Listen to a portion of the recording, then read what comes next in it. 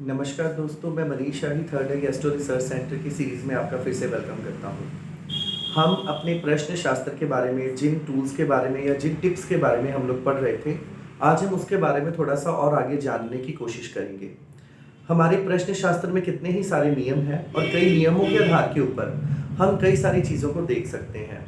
जिसमें किसी दिशा के बारे में, कोई इंसान हमारे लिए कैसा होगा, कोई एम्प्लॉयी हमारे लिए कैसा होगा, हमारा ये काम होगा या नहीं होगा, वो सब हमें प्रश्न शास्त्र के द्वारा पता लगता है। और एक बार मैं फिर से रिपीट कर देता हूँ कि प्रश्न शास्त्र वो शास्त्र है जिसके द्वारा हमें उन सारी चीज़ों के बारे में पता लगता है जो हमें आम अपने नेटल चार्ट से नहीं पता लगता।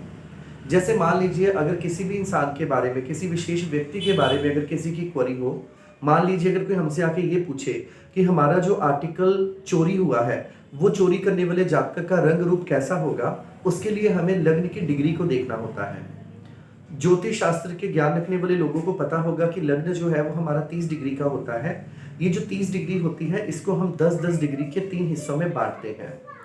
इन 10-10 डिग्री के जो 3 हिस्से हैं, उन तीनों हिस्सों को दृष्टिकोण कहा जाता है। दृष्टिकोण, या जिसको द्रेकना शब्द से भी कहा जाता है, उसका मतलब है कि उसकी डिग्री डिसाइड करेगी कि जिस विशेष व्यक्ति के बारे में हम लोग बात कर रहे हैं, वो व्यक्ति कैसा होगा।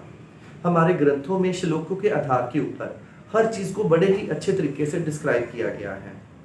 अगर मान लीजिए जजमेंट के समय में बनाया गया प्रश्न, या जब हम कभी जजमेंट करते हैं उस समय का बनाया गया प्रश्न अगर 10 डिग्री तक होगा, तो ये कहना बड़ा आसान रहेगा कि जिस व्यक्ति के बारे में हम बात कर रहे हैं या जिस आर्टिकल के बारे में हम लोग बात कर रहे हैं, जो जिसने चुराया है वो पर्सन कैसा होगा, कोई भी विशेष व्यक्ति कैसा होगा। तो अगर मेष राशि की 10 डिग्री आ जाएगा, तो इसका मतलब ये वो जातक हो सकता है सफ़ेद वस्त्र डालने वाला, जिसका रंग थोड़ा सा सांवला होगा, बलवान होगा, देखने में बोल्ड होगा, और जिस जातक की आंखें लाल होंगी, और कई बार अगर उसने शस्त्र भी कोई धारण किया होगा, अगर वो कोई किसी भी तरह का हथियार रखने का आदी होगा, तो वो जातक पहले दृष्टिकोण की कैटेगरी में आता है।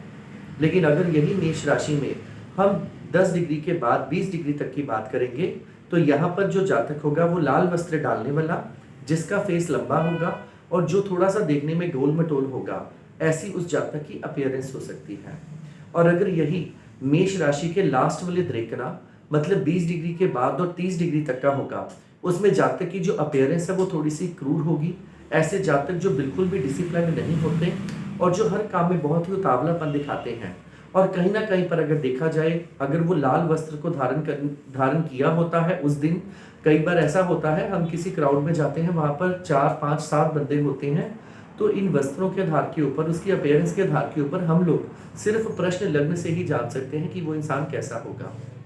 लेकिन कई बार हमारा प्रश्न इस तरह का होता है जिसमें हम ये पढ़ते हैं कि 7वां घर जो होता है वो सामने वाले का घर होता है और उसी के बारे में जज किया जाता है। इसी प्रकार अगर वृष लगन की बात की जाए, तो पहले 10 डिग्री में जातक घुंघराले बालों वाला और मोटे पेट वाला होता है, और ऐसे जातकों ने काफ़ी सारे ऑर्नामेंट और गहने डाले होते हैं। अगर वृष राशि के दूसरे देखना की बात की जाए, ऐसे जातक मोटी गर्दन वाला होता है और मेल होता है। अगर तीसरे देखना की बात की जाए, 20 डिग्री से ज़्यादा और 30 डिग्री तक, ऐसे जातकों के जो दांत है वो बहुत ज़्यादा सफ़ेद, चमकने वाले, लंबे पैर, और स्किन जो है वो काफ़ी चमकीली होती है, और नॉनवेज खाने वाला इंसान होता है। इस प्रकार हम लगन के द्रेकना से जान सकते हैं कि जिस विशेष व्यक्ति के बारे में हम लोग बात कर रहे हैं उसकी अपीयरेंस कैसी होगी। तो आप हमारे चैनल को लाइक, सब्सक्राइब और शेयर करते रहें। इसके बाद हम लोग काफ़ी सारे बाकी द्रेकना के बारे में और उसके बारे में बात करेंगे। तब तक के लिए गुड बाय।